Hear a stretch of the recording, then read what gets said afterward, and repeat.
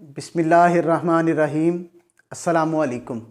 सबसे पहले दुरूद पाक, अल्लाहुम्मा सल्ली अला मुहम्मदिन व अला आलि मुहम्मदिन व बारिक वसल्लिम। हमारा आज का मौजू बड़ा दिलचस्प है, तवज्जो से सुनिएगा। वो मौजू कुछ इस तरह से है कि जो औरत अपने शोहर के घर वालों का या शोहर का एहतराम नहीं करती, उसका क्या हल होना चाहिए। तो एक दिन ना शोहर बहुत मोहब्बत से अपनी बीवी के पास बैठा हुआ था।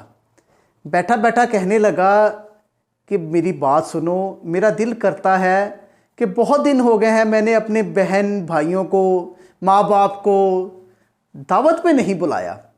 अगर तुम घर का कुछ काम कर सकती हो, कुछ सामान तैयार कर सकती हो तो मुझे बता दो, ताकि मैं उनको खाने की दावत दे दूँ।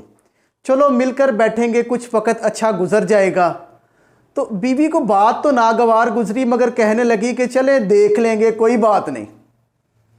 शोहर पुरसकून हो गया कि चलो ठीक है, फिर तुम ऐसा करना, कल दोपहर को खाने का इंतज़ाम कर लेना, तो मैं उनको दावत दे देता हूँ।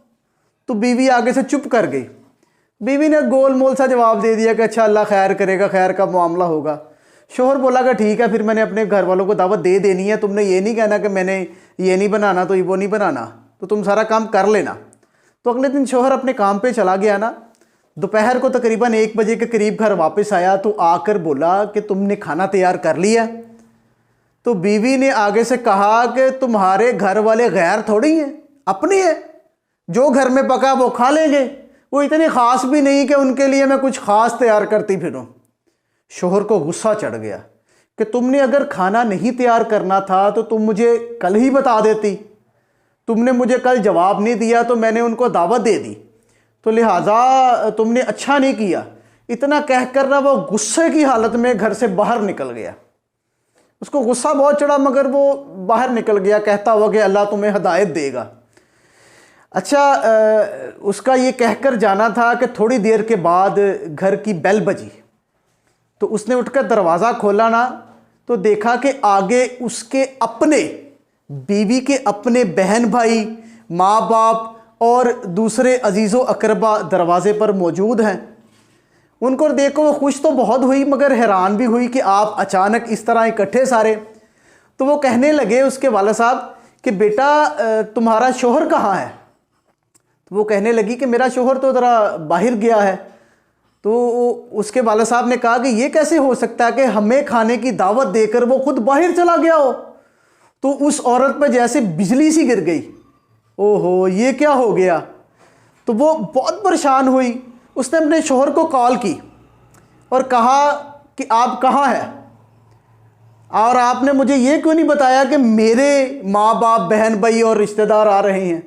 तो शोहर गुस्से में बोला कि मैं इस वक्त घर से बहुत दूर हूँ और लिहाजा मेरे माँ बाप हो, तुम्हारे माँ बाप हो, मेरे बहन भाई हों या तुम्हारे बहन भाई हों, मेरे रिश्तेदार हों या तुम्हारे रिश्तेदार हों, इससे फ़र्क क्या पड़ता है।